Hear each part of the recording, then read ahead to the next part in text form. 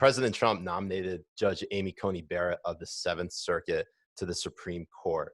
Obviously, big news. Third Supreme Court nomination, and just his first term alone. First of all, your takeaway. What was your? What were your immediate thoughts when you saw the nomination announcement?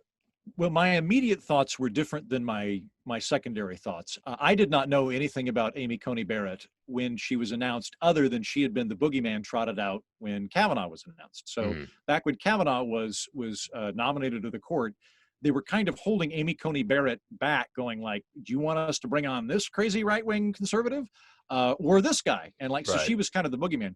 I have now revised that opinion. I don't know how to say this nice. Most people are idiots when it comes to jurisprudence, and it's okay to be uninformed, but it is okay to be willfully stupid.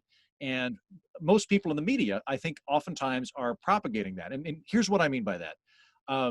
Jurisprudence is not about whether you're conservative or you're progressive. And if you think the role of the courts and the role of judges is to just promote policies you agree with, you don't understand how courts work. You certainly don't understand how courts should work. The debate is different than all of that.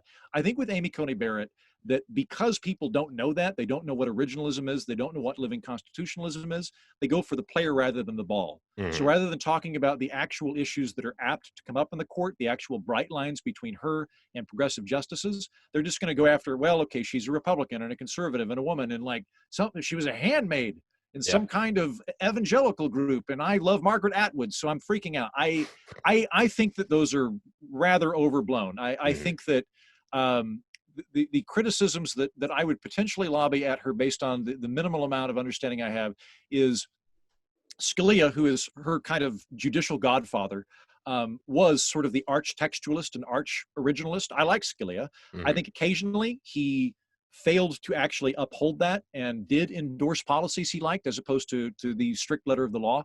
That would be my concern for her, would be that if she stepped outside of the very strict interpretation of the law in order to further some sort of socially conservative agenda, I would be very much opposed to that.